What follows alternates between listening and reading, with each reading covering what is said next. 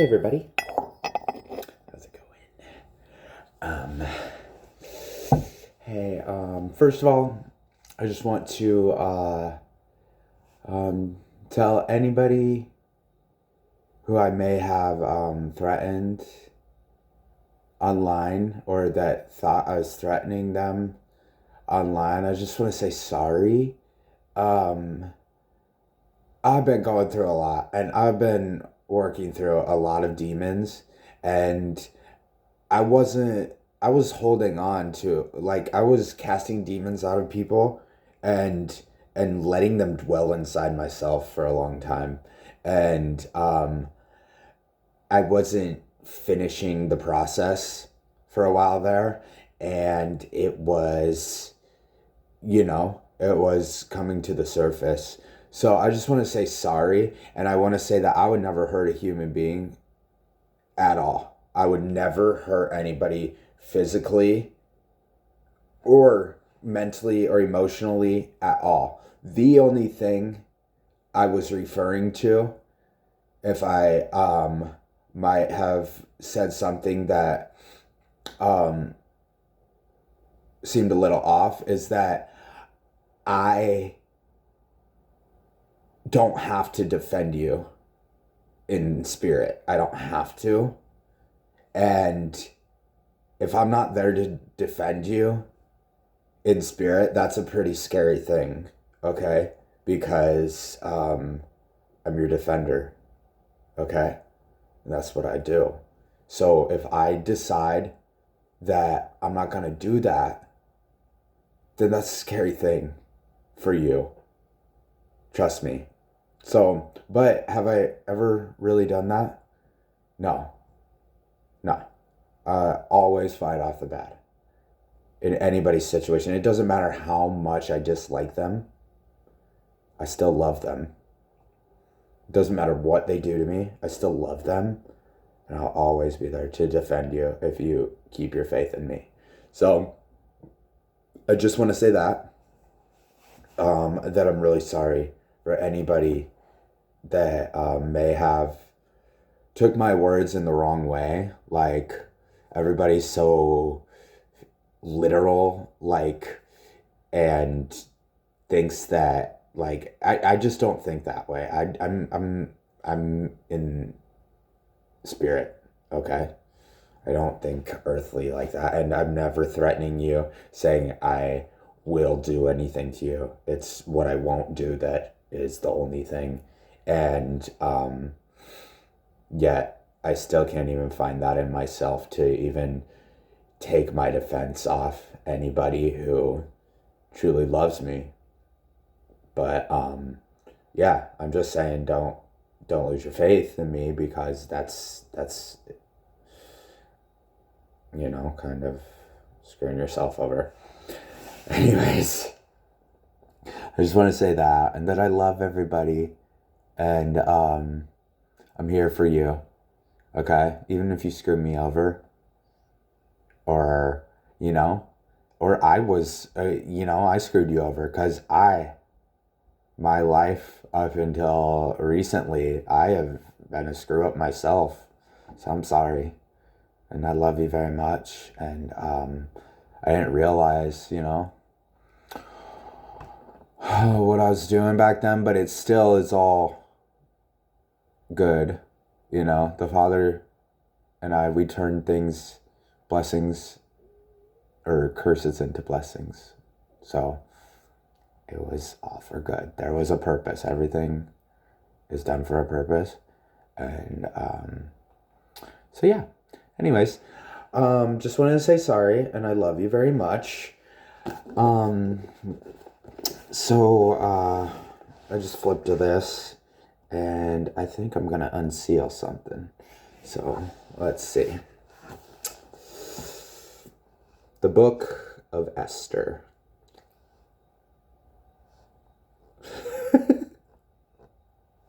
I think I just unsealed it. Yes.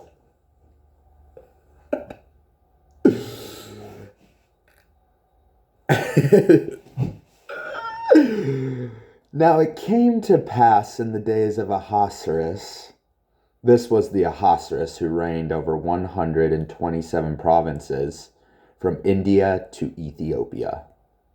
Dang. That's a lot of rulage. That's a lot.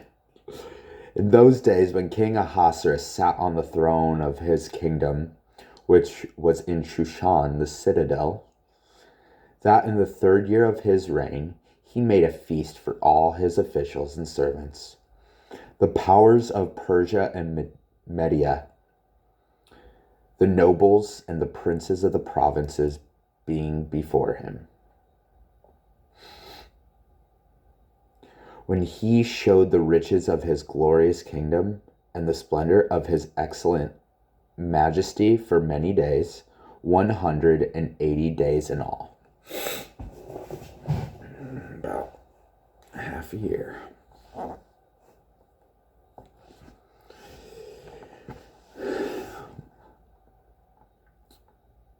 And when these days were completed, the king made a feast lasting 7 days for all the people who were present. In Shushan, the citadel, from great to small, in the court of the garden of the king's palace. There were white and blue linen curtains, fastened with cords of fine linen, and purple and silver rods, and marble pillars. And the couches were of gold, and silver on a mosaic pavement of alabaster, turquoise, and white and black marble. And they served drinks in golden vessels, each vessel being different from the other, with royal wine in abundance according to the generosity of the king. In accordance with the law, the drinking was not compulsory, for so the king had ordered all the officers of his household, that they should do according to each man's pleasure. Queen Vashti also made a feast for the women in the royal palace which belonged to King Ahasuerus. On the 7th day, when the heart of the king was merry with wine, he commanded, kings ain't supposed to be drinking wine. Not according to Proverbs. That's why I don't. On the 7th day, when the heart of the king was merry with wine, he commanded Mehuman, Biztha, Harbona, Bigtha, Abagatha, Zethar, and Carcass, 7 eunuchs who served in the presence of King Ahasuerus, to bring Queen Vashti before the king, wearing her royal crown, in order to show her beauty to the people and the officials, for she was beautiful to behold. I don't think the crown is what would make her beautiful. To me, that isn't what makes someone beautiful. It's it's the spiritual crown. And that doesn't take anything. That doesn't take any actual crown. Anyways. Oh, shoot skis.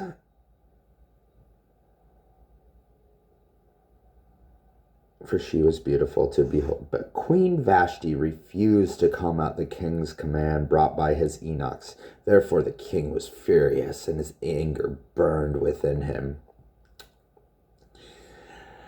I hope to be a king without anger. That's what I'm working at.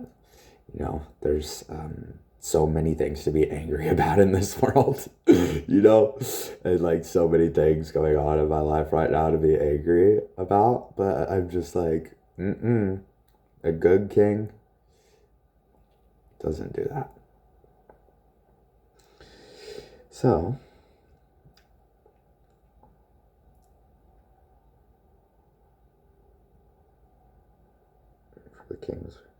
Then the king said to the wise men who understood the times, for this was the king's manner toward all who knew law and justice, those closest to him being Karshena, Sether, Admatha, Tarshish, Meres, Marsena, and Memucan, the 7 princes of Persia and Media, who had access to the king's presence and who ranked highest in the kingdom.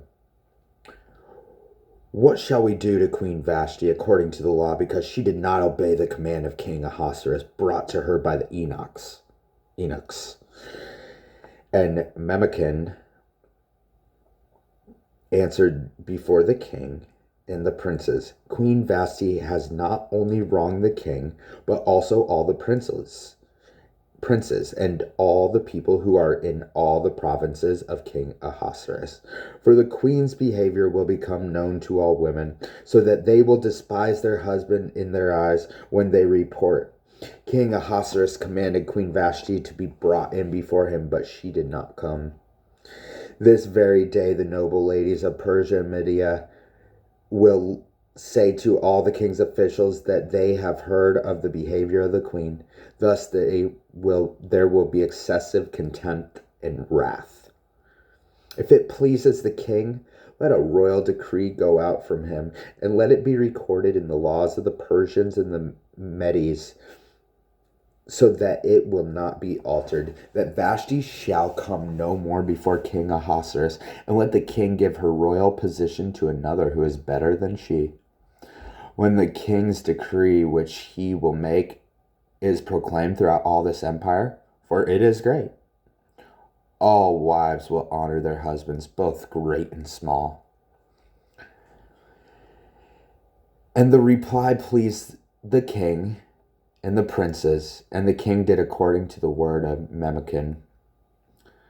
Then he sent letters to all the provinces, to each province in its own script, and to every people in their own language, that each man should be master in his own house and speak in the language of his own people. After these things, when the wrath of King Ahasuerus subsided, he remembered Vashti, what she had done and what had been decreed against her.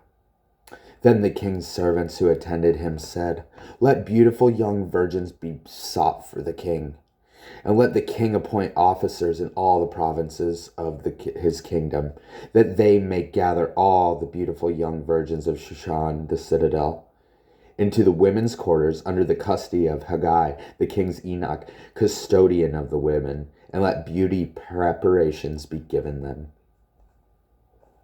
Then let the young women who pleases the king be queen instead of Vashti.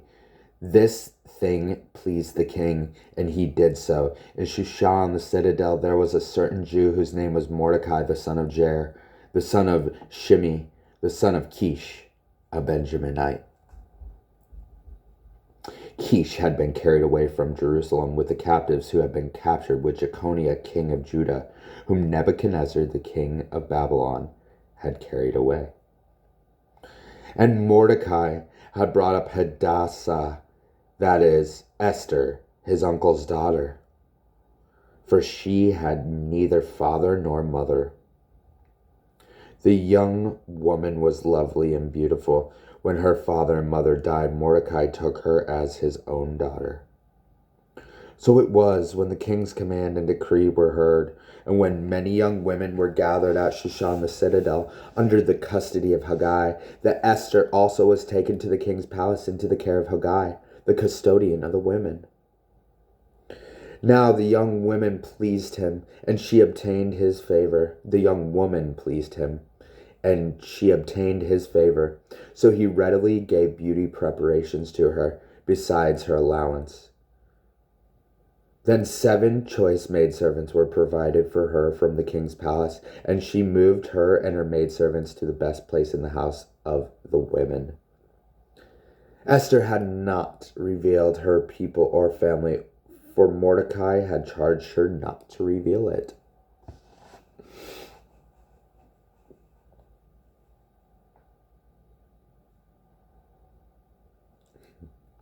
I think that just, if you're smart, just broke another seal.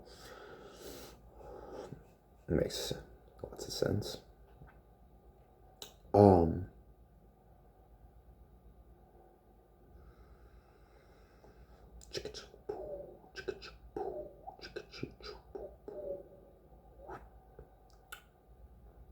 Anyways. And every day Mordecai paced in front of the court of the women's quarters to learn of Esther's welfare and what was happening to her. Each young woman's turn came to go in to King Ahasuerus after she had completed 12 months' preparation, according to the regulations for the women. For thus were the days of their preparation apportioned: 6 months with oil of myrrh, and 6 months with perfumes and preparations for beautifying women.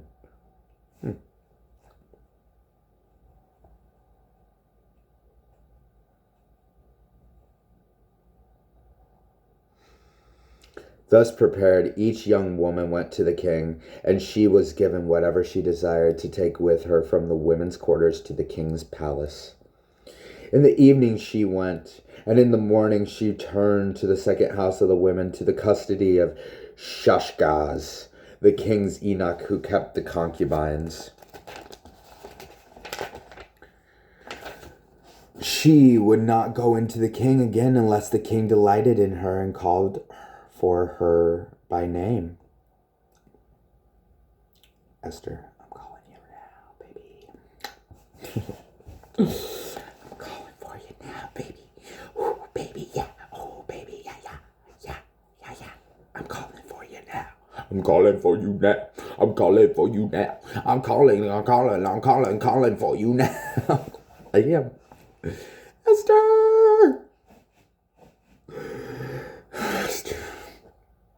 I love you so much. So freaking much.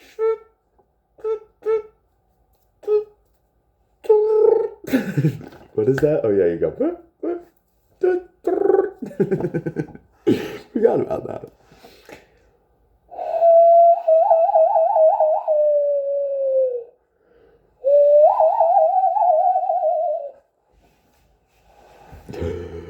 I'm calling. That's my bird call for you, baby. Oh, Esther.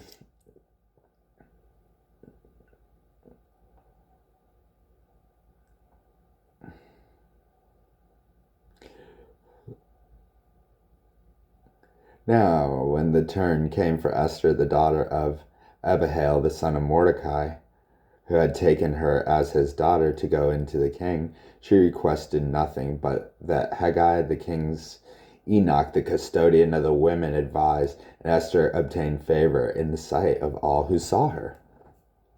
So Esther was taken to King Ahasuerus into his royal palace in the 10th month, which is the month of Tebeth, in the 7th year of his reign. Tebeth. The king loved Esther more than all the other women, and she obtained grace and favor in his sight more than all the virgins. So he set the royal crown upon her head and made her queen instead of Vashti.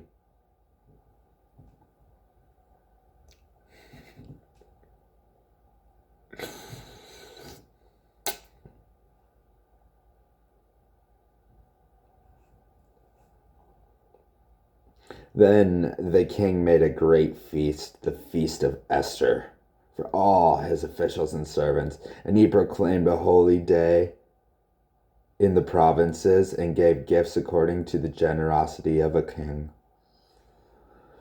Mordecai discovers a plot. When virgins were gathered together a second time, Mordecai sat within the king's gate. Now Esther had not revealed her family and her people, just as Mordecai had charged her, for Esther obeyed the command of Mordecai as when she was brought up by him.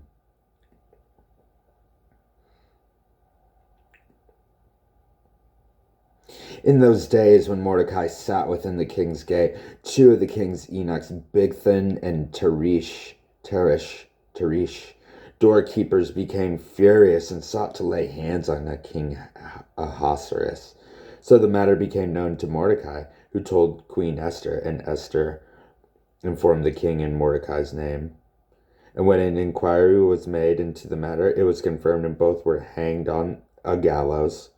And it was written in the book of the chronicles in the presence of the king.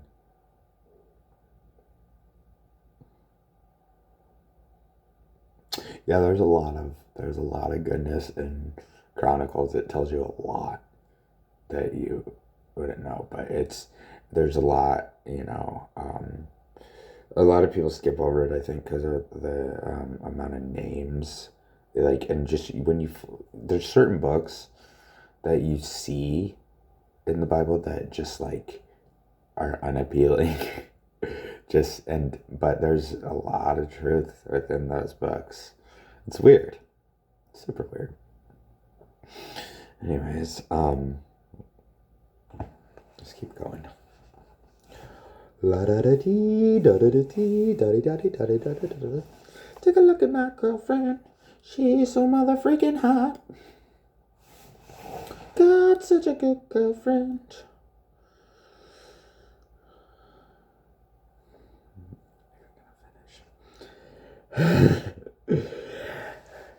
Esther's her name.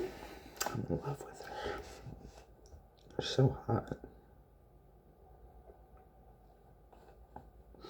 Anyways, after these things, King Ahasuerus promoted Haman, the son of Hammedatha,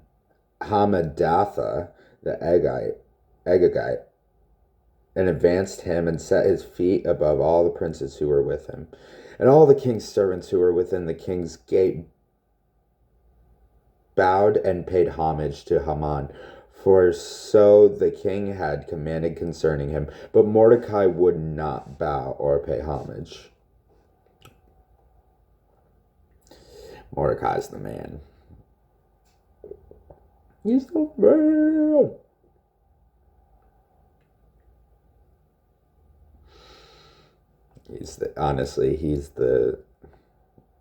He should be the king. Anyways,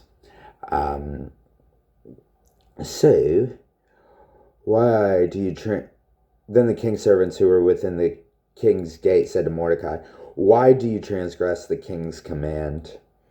Now it happened when they spoke to him daily and he would not listen to them, that they told it to Haman to see whether Mordecai's words would stand, for Mordecai had told them that he was a Jew. When Haman saw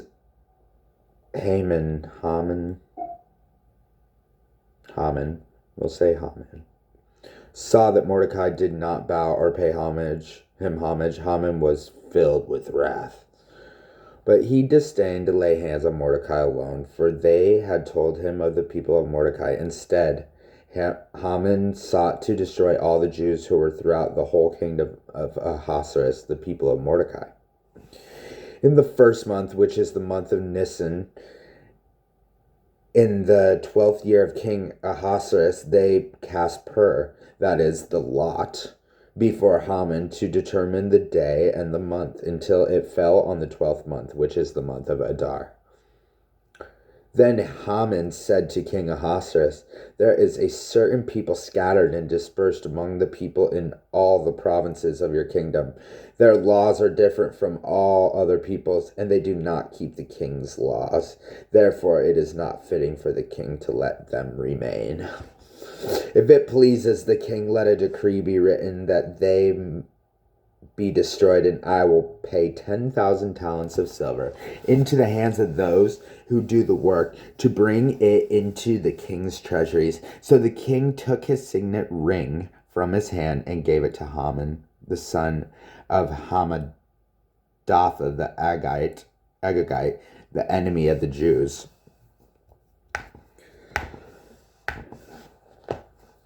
And the king said to Haman, the money and the people are given to you to do with them as seems good to you. Then the king's scribes were called to the 13th day of the first month, and a decree was written according to all that Haman commanded, to the king's satraps, to the governors who were over each province, to the officials of all people, to every province according to his script, and to every people in their language. In the name of King Ahasuerus it was written and sealed with the king's signet ring.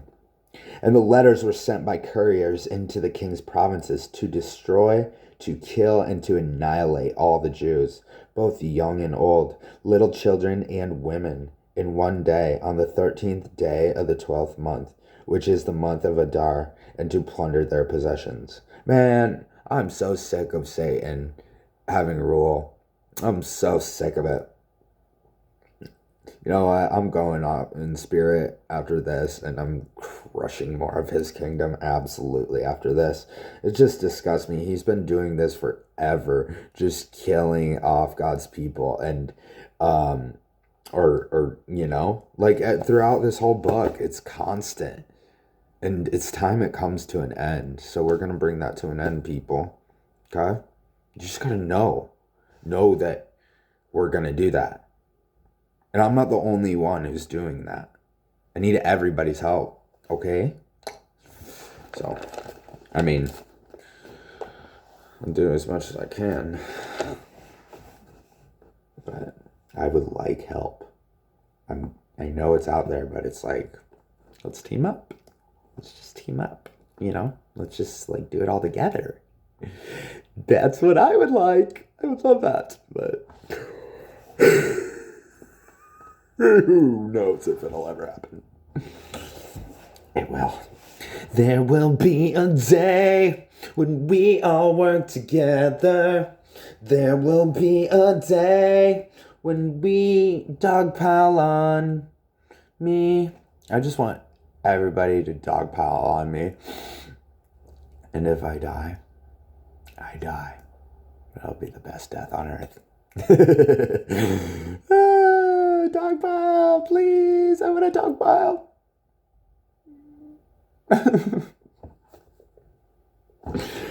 Oh, shoot. That sounds so fun. So,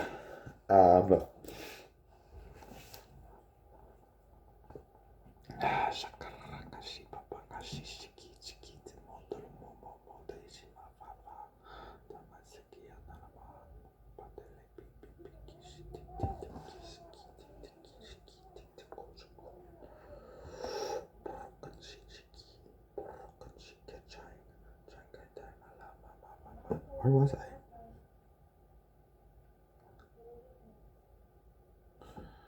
So the king took his signet ring. Okay. And the king said to Haman, okay. Then the king's scribes were called on the 13th day of the month.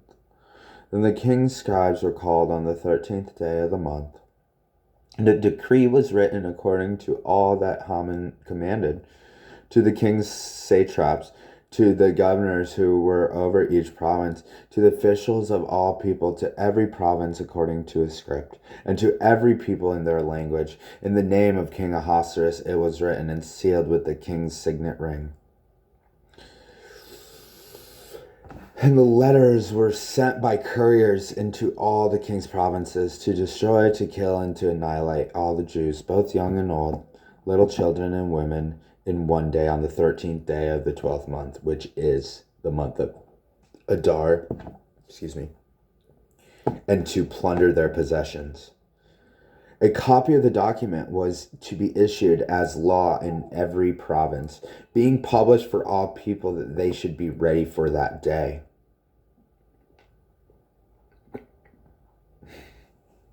Right?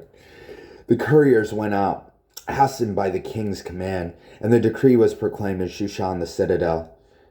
So the king and Haman sat down to drink, but the city of Shushan was perplexed. When Mordecai learned all that had happened, he tore his clothes and put on sackcloth and ashes, and went into the midst of the city. He cried out with a loud and bitter cry.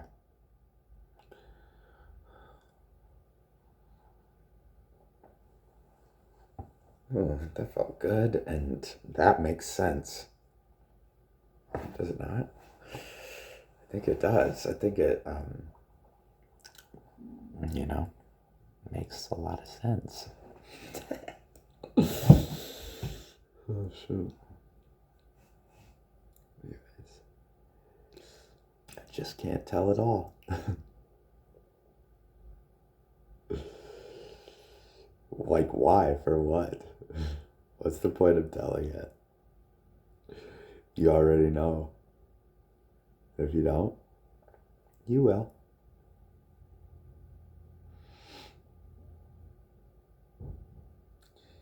He cried out with a loud and bitter cry. He went as far as the front of the king's gate, for no one might enter the king's gate clothed with sackcloth.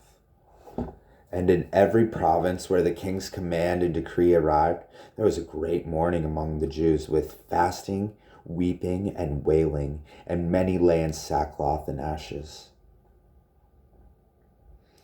So Esther's maids and eunuchs came and told her, and the queen was deeply distressed. Then she sent garments to clothe Mordecai and take his sackcloth away from him, but he would not accept them. Yeah, that's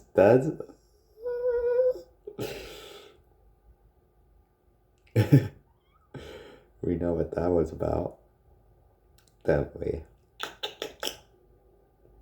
I don't know why I'm making all the goofy faces, but just trying to make this fun.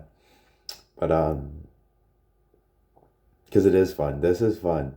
This is good. You know, I feel good. Thank you, Father. Like, so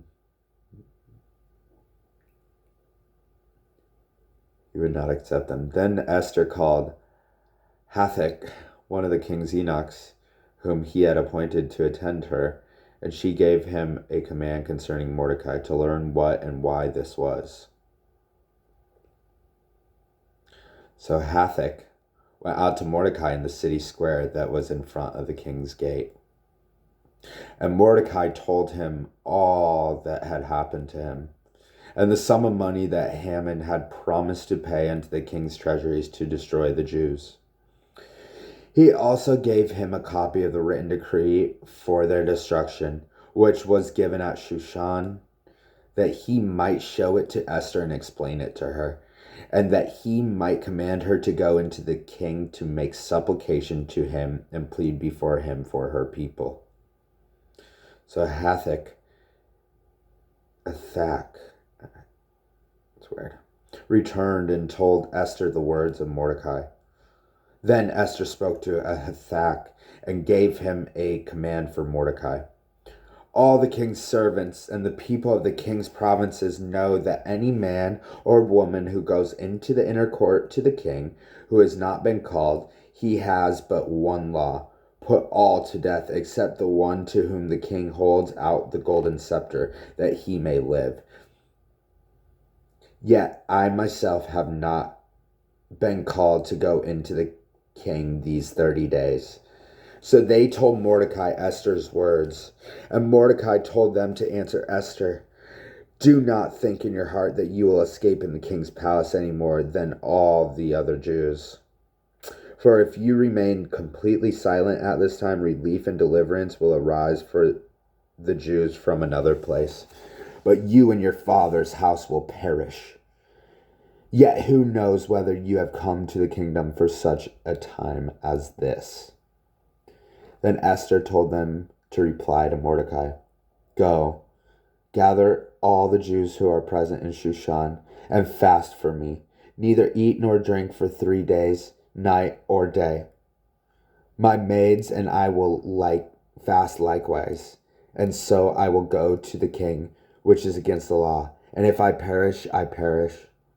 So Mordecai went his way and did according to all that Esther commanded him.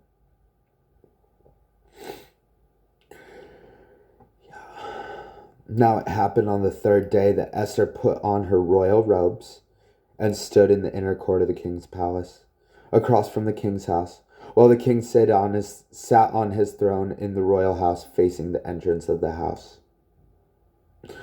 So it was, when the king saw Queen Esther standing in the court, that she found favor in his sight. And the king held to Esther the golden scepter that was in his hand. Then Esther went near and touched the top of the scepter. And the king said to her, "What do you wish, Queen Esther? What is your request?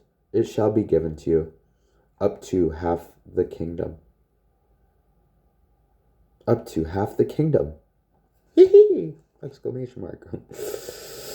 So Esther answered, "If it pleases the king, let the king and Haman come today to the banquet that I have prepared for him."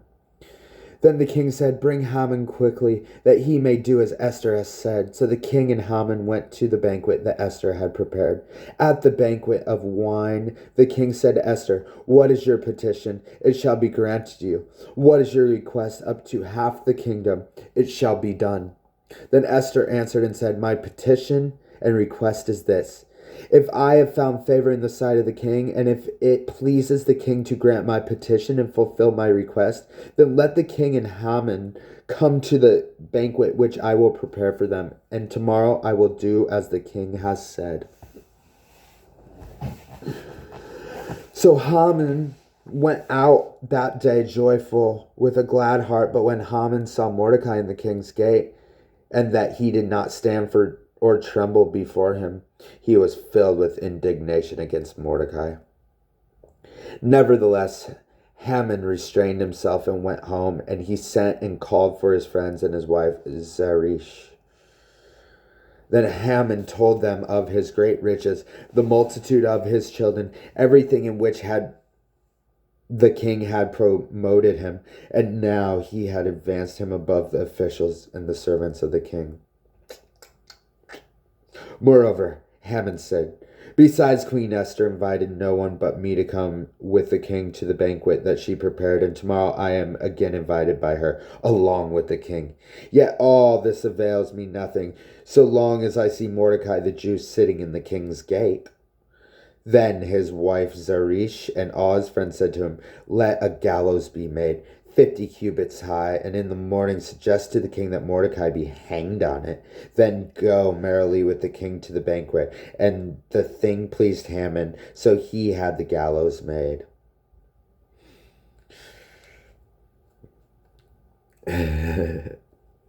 Digging your own grave there, Haman. Digging your own grave. That night the king could not sleep. So one was commanded to bring the book of the records of Chronicles, and they were read before the king. And it was found written that Mordecai had told of Bigthana and Zeresh, two of the king's eunuchs, the doorkeepers who had sought to lay hands on King Ahasuerus. Then the king said, "What honor or dignity has been bestowed on Mordecai for this?" And the king's servants who attended him said, "Nothing has been done for him." So the king said, "Who is in the court?" Now Haman had just entered the outer court of the king's palace to suggest that the king hang Mordecai on the gallows that he had prepared for him. The king's servant said to him, "Haman is there, standing in the court." And the king said, "Let him come in." So Haman came in, and the king asked, "What shall be done for the man whom the king delights to honor?" Now Haman thought in his heart, "Whom would the king delight to honor more than me?" And Haman answered the king, "For the man whom the king delights to honor, let a royal robe be brought which the king has worn, and a horse on which the king has ridden, which has a royal crest placed on its head.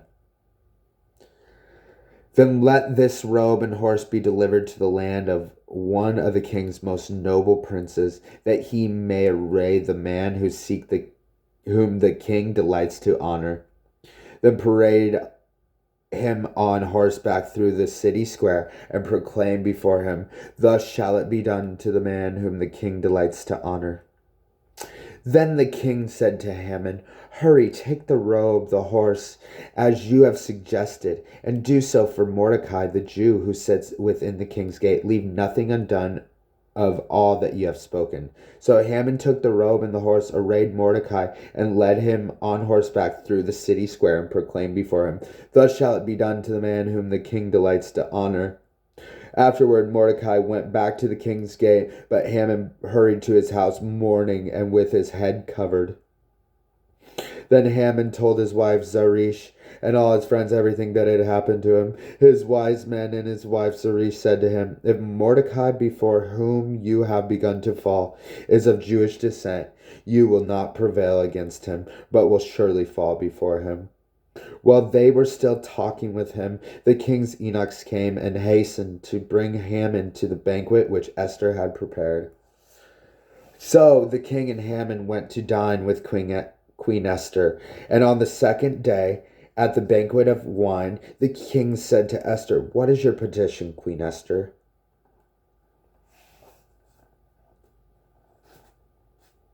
It's a good question. "It shall be granted you. And what is your request?" "Up to half the kingdom. It shall be done."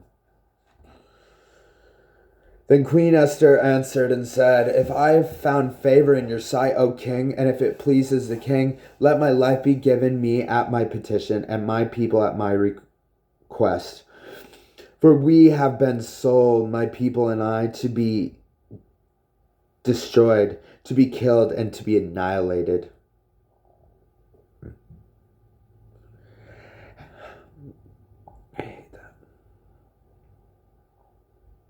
"Had we been sold as male and female slaves, I would have held my tongue, although the enemy could never compensate for the king's loss." So King Ahasuerus answered and said to Queen Esther, "Who is he, and where is he who would dare presume in his heart to do such a thing?" And Esther said, "The adversary and the enemy is this wicked Haman." So Haman was terrified before the king and queen. Then the king arose in his wrath from the banquet of the wine and went into the palace garden. But Haman stood before Queen Esther, pleading for his life, for he saw that evil was determined against him by the king.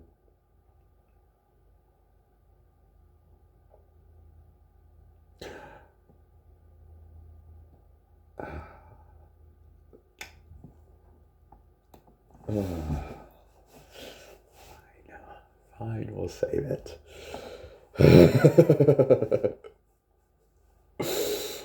Oh my gosh.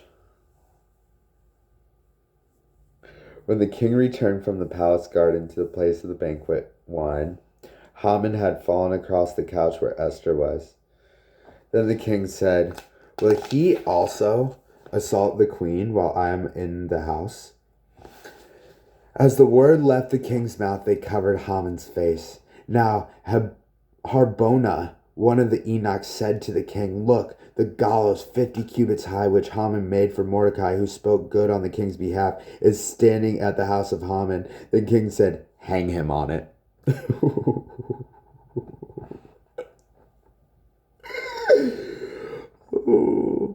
"Oh no, you done it now. Gone against the king, gone against the crown." Said, "Oh no, you done it now. Time to feel the fire." I love that song. Thank you for that one. It works for so many situations in my life. It's always like, oh, yeah, I'm gonna sing that one. Oh, shoot skis. So they hanged Haman on the gallows that he had prepared for Mordecai. Then the king's wrath subsided. Oh, oh, oh, oh, oh, oh. Oh, oh, oh, oh, oh, oh, oh. The sun will come out tomorrow. Bet your bottom dollar that tomorrow.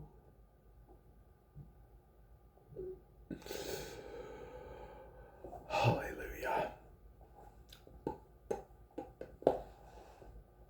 I feel so happy about life in general.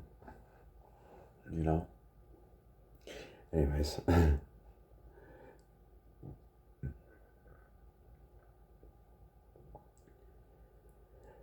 On that day, I don't know if like doing all this talking like produces me to like burp more. Like I just ate before I started making this video, but like like it must be like talking because I swear I don't burp this much otherwise. Like I don't get it. I always burp. Anyways, it's just what I do, I guess. So burps a lot.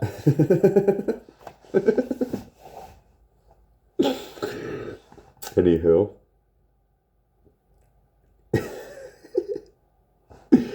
On that day, King Ahasuerus gave Queen Esther the house of Haman, the enemy of the Jews.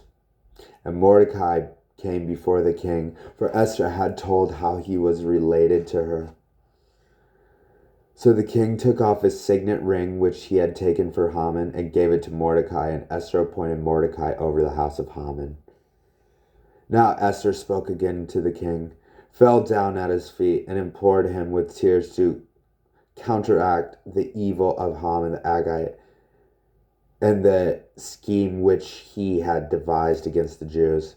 And the king held out the golden scepter toward Esther. So Esther arose and stood before the king and said, "If it pleases the king, and if I have found favor in his sight, and the thing seems right to the king, and I am pleasing in his eyes, let it be written to revoke the letters devised by Haman, the son of Hammedatha, the Agagite, which he wrote to annihilate the Jews who are in all the king's provinces. For how can I endure to see the evil that will come to my people? Or how can I endure to see the destruction of my countrymen?" Then King Ahasuerus said to Queen Esther and Mordecai the Jew, "Indeed, I have given Esther the house of Haman, and they have hanged him on the gallows because he tried to lay his hands on the Jews. You don't want to do that, I'm telling you. It's not a good call, especially nowadays. I would not mess with us because Lord God Almighty will have his way with you then. We ain't messing around no more. We're done messing around. Okay? Good. Glad you know. So,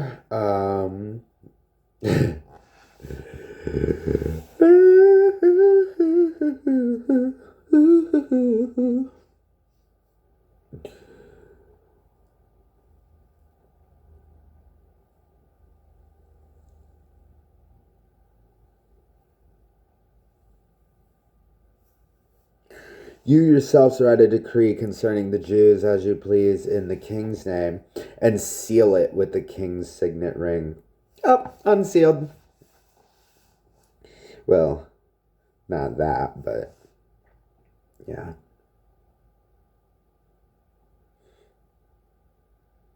It's crazy. All I have to do is read it and things just happen in the world.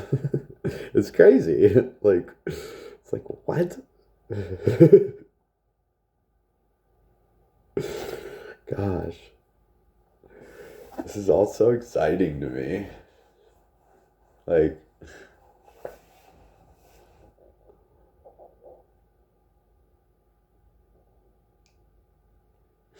we're really doing it, Harry? That's all I gotta say, we're doing it. Woo, woo, woo. It's amazing. So,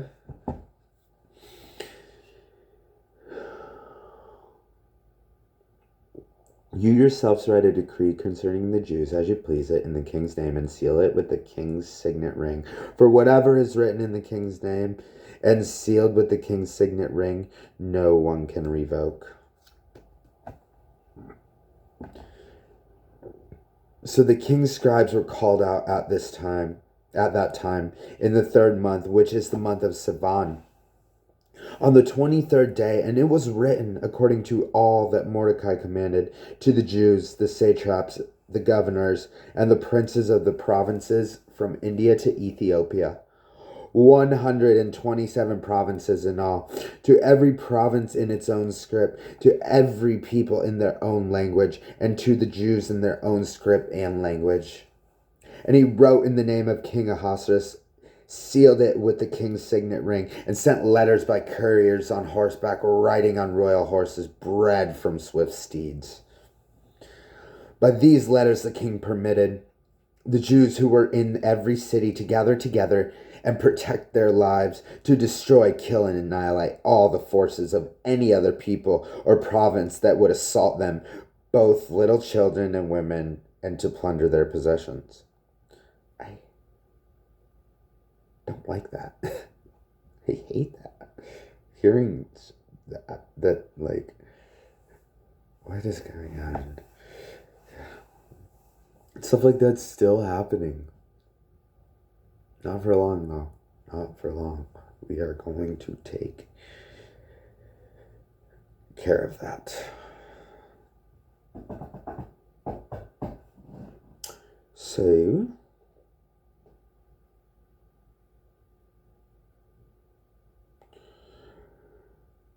on one day in all the provinces of King Ahasuerus, on the 13th day of the 12th month, which is the month of Adar, a copy of the document was to be issued as a decree in every province and published for all people, so that the Jews would be ready on that day to avenge themselves on their enemies. The couriers who rode on royal horses went out, hastened and pressed on by the king's command, and the decree was issued in Shushan, the citadel. So Mordecai went out from the presence of the king in royal apparel of blue and white, with a great crown of gold and a garment of fine linen and purple, and the city of Shushan rejoiced and was glad. The Jews had delight and gladness, joy and honor. And in every province and city where the king's command and decree came, the Jews had joy and gladness, a feast and a holiday. Then many of the people of the land became Jews, because fear of the Jews fell upon them. Now in the 12th month, that is, the month of Adar, on the 13th day, the time came for the king's command and his decree to be executed. On the day that the enemies of the Jews had hoped to overpower them, the opposite occurred in that the Jews themselves overpowered those who hated them. The Jews gathered together in their cities throughout all the provinces of King Ahasuerus to lay hands on those who sought their harm, and no one could withstand them, because fear of them fell upon all people. And all the officials of the provinces, the satraps, the governors, and all those doing the king's work helped the Jews, because the fear of Mordecai fell upon them. For Mordecai was great in the king's palace, and his fame spread throughout all the provinces. For this man Mordecai became increasingly prominent. Thus the Jews defeated all their enemies with the stroke of the sword, with slaughter and destruction, and did what they pleased with those who hated them. And in Shushan the citadel, the Jews killed and destroyed 500 men. Also Parshandatha, Dalphon, and Aspatha, Poratha, Adalia, Aridatha, Parmashta, Arise, Aridai, and Jezatha.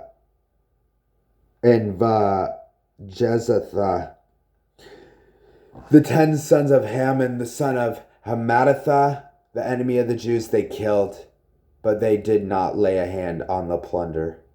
On that day, the number of those who were killed in Shushan the citadel was brought to the king. And the king said to Queen Esther, the Jews have killed and destroyed 500 men in Shushan the citadel.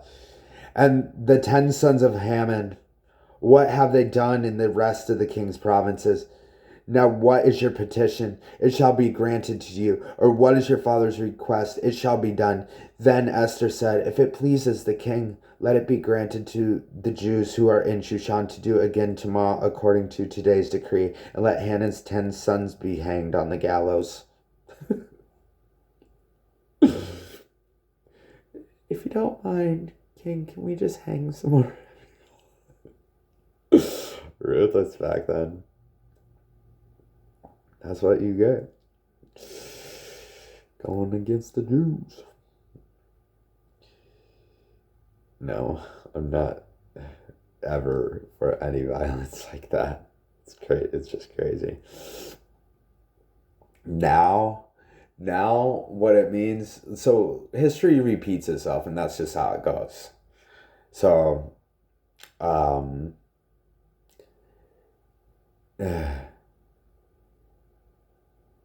that's like, so like, but the killing in nowadays, it's spiritual, and actually when you slay demons, it actually saves people. So it's the opposite effect. It's repeating itself, but it's doing the opposite thing. So like the every all the demons I slay actually then does the opposite effect to people, and they get healed through it, and therefore then they're saved and they're good. So actually this thing, like, it's weird. I wish I could explain it in a better way right now, but I'm not doing that great of a job. But you know what I mean. We're slaying it's no none of us, no, nobody out there is horrible. Well, there's some pretty horrible people, but it's what's inside them that's horrible. It's not them. So, and we're all gonna be delivered, everybody. It's all just gonna, I mean, how else are we gonna have 1,000 years of peace? So, yeah, that's the plan. And oh, it'll happen. It'll be uncontrollable, and it's just gonna happen. So it's pretty cool. But anyways, I just want to say that history repeats itself. It's repeating itself, very much so. I'm walking proof of it. So yeah, that should tell you something. I can't really explain what that means right now, but if like, and the thing is, I wish I could explain everything that I know to you. I truly do. I wish I could just, but literally, God only lets me tell what He lets me tell. What I say is all He lets me say. Okay? So it's like, because it's all in perfect timing, you know? And the things I'm saying anyways should tell you something when you hear it. It's what you imagine, or like from just like any signal I give, or just anything. It's what I'm saying. So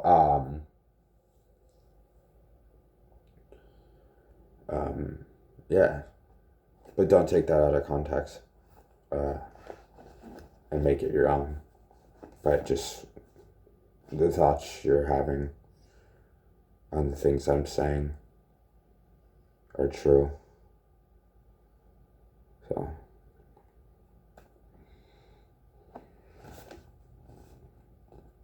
I mean, unless you're, indwelled with a lot of evil, then it's going to be something, it's going to tell you something else. But if you're a good person and you love the Lord, and yeah, if you truly are connected, then you know what I mean. If not, you're going to come up with all sorts of other things. Actually, it's just going to confuse you, and it's not going to make any sense at all. So anyways, that be that. So let's see.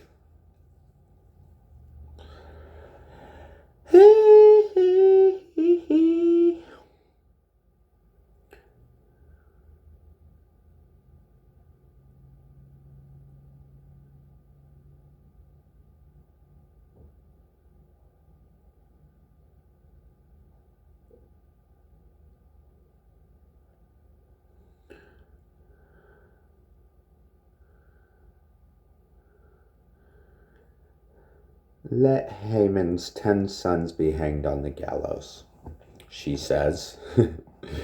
So the king commanded this to be done. The decree was issued in Shushan, and they hanged Haman's 10 sons. And the Jews who were in Shushan gathered together again on the 14th day of the month of Adar and killed 300 men at Shushan. But they did not lay a hand on the plunder. The remainder of the Jews in the king's provinces gathered together, protected their lives, had rest from their enemies, and killed 75,000 of their enemies. and they did not lay a hand on the plunder. This was on the 13th day of the month of Adar, and the 14th of the month. They rested and made a day of feasting and gladness. But the Jews who were at Shushan assembled together, excuse me, on the 13th day, as well as on the 14th, and on the 15th of the month they rested, and made it a day of feasting and gladness. Therefore the Jews of the villages who dwelt in their unwalled towns celebrated the 14th day of the month of Adar with gladness and feasting as a holiday, and for sending presents to one another. And Mordecai wrote these things and sent letters to all the Jews near and far who were in the provinces of King Ahasuerus, to establish among them that should celebrate yearly the 14th and 15th days of the month of Adar. Is that February?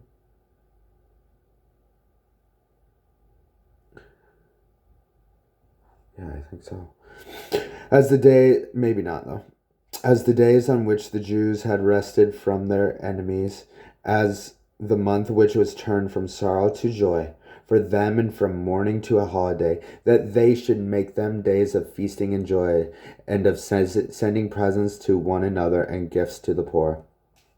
So the Jews accepted the custom which they had begun, as Mordecai had written to them, because Haman the son of Hammedatha the Agagite, the enemy of all the Jews, had plotted against the Jews to annihilate them, and had cast pur, that is, the lot, to consume them and destroy them. But when Esther came before the king, he commanded by the letter that this wicked plot of Haman had devised against the Jews should return to his own head, and that he and his son should be hanged on the gallows. Whoo! So they called these days Purim. Purim biata. Otele Purim. Purim! Ah! Or Prem, which means love. It's a kind of love. After the name Purim. Therefore, because of all the words of this letter, what they had seen concerning this matter, and what had happened to them, the Jews established and imposed it upon themselves and their descendants and all who would join them, that without fail they would celebrate these 2 days every year, according to the written instructions and according to the prescribed time. That these days should be remembered and kept throughout every generation, every family, every province, and every city. That these days of Purim should not fail to be observed among the Jews, and that the memory of them should not perish among their descendants. Then Queen Esther, the daughter of Abihail, with Mordecai the Jew, wrote with full authority to confirm this second letter about Purim.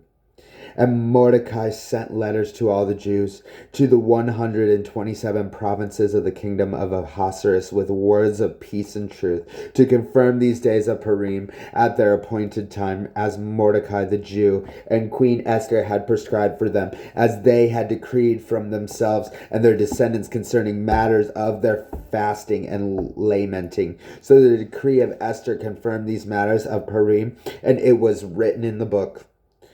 And King Ahasuerus imposed tribute on the land and on the islands of the sea. Now all the acts of his power and his might, and the account of the greatness of Mordecai, to which the king advanced him, are they not written in the book of Chronicles of the kings of Media and Persia?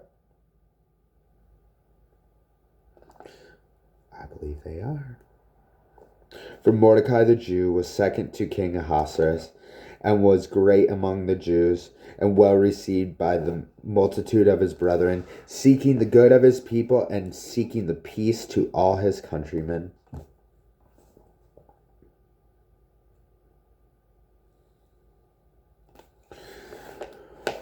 Well,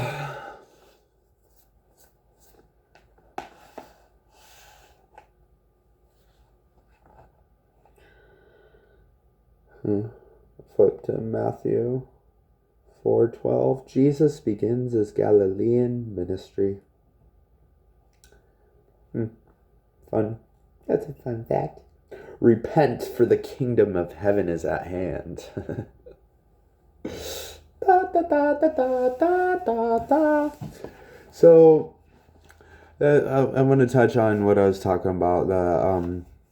The kingdom of heaven is at hand. That's very true.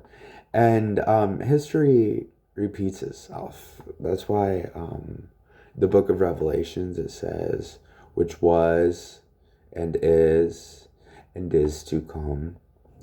Meaning it's timeless and everlasting. It's always going to work. And it's always going to happen in different ways. As time continues and the world evolves, because, evolution is of God too. It is a real thing. It's not the answer to it. God is the answer, but evolution is of God.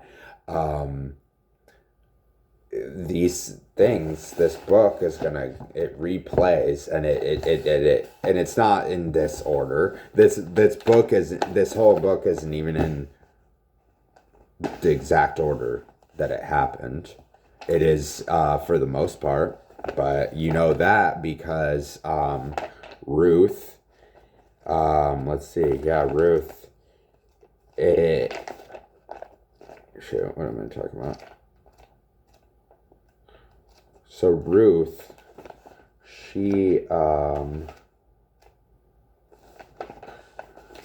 the end of Ruth, it already gives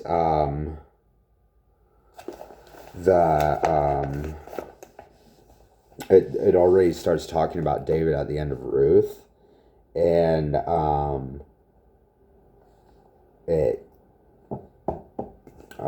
whatever it's called, I can't even think of the word. The genealogy of, it says at the end of Ruth, it says, also the neighbor woman gave him a name, saying, there is a son born to Naomi, and they called his name Obed. He is the father of Jesse, the father of David.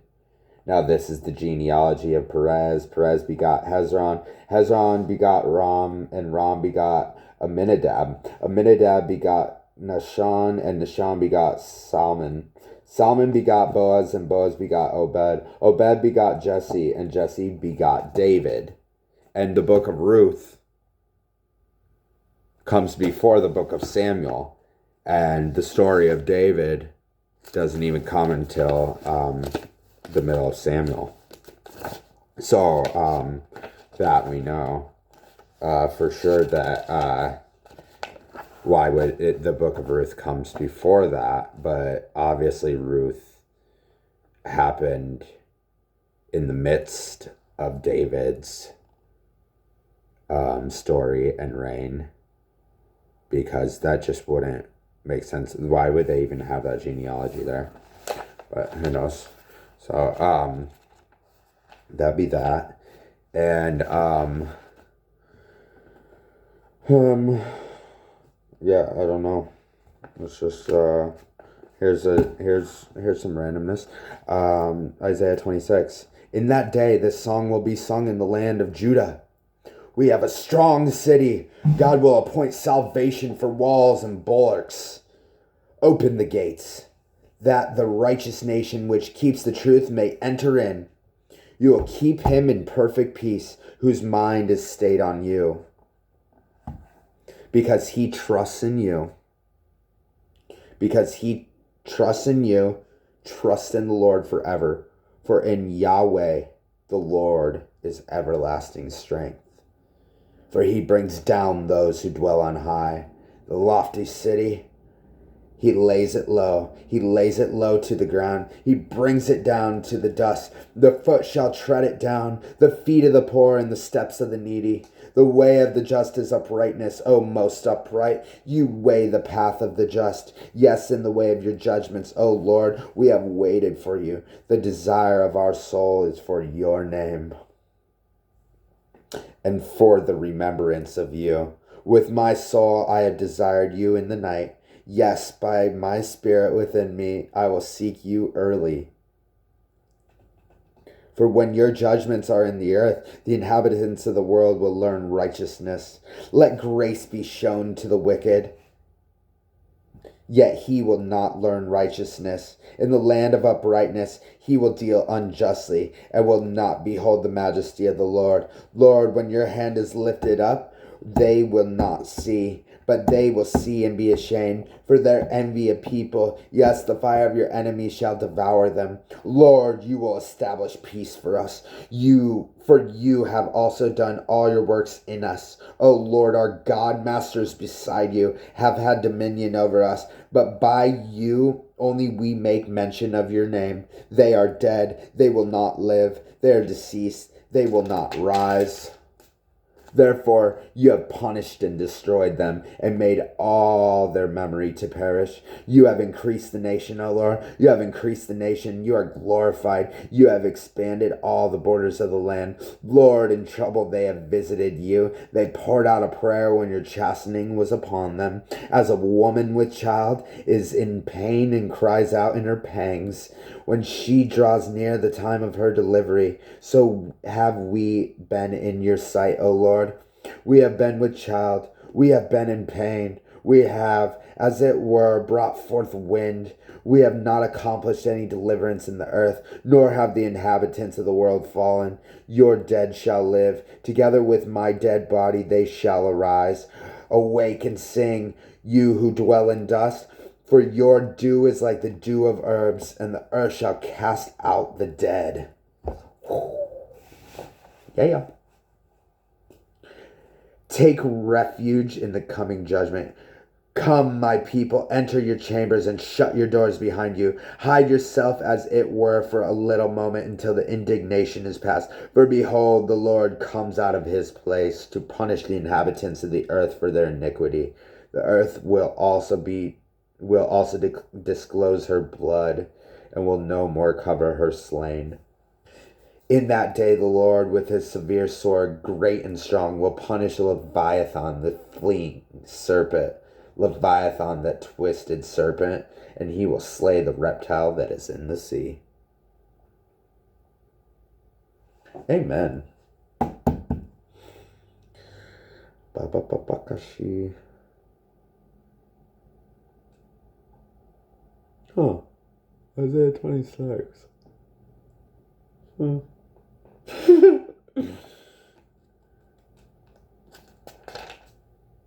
How significant.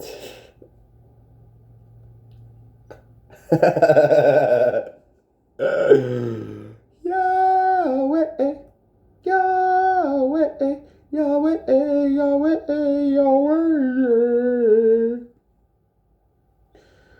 Ami Yahweh, Yahweh,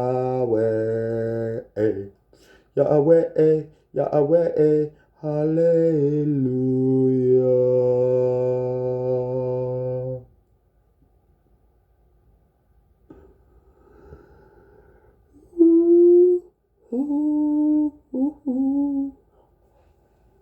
Alright, I think that's about enough for the night.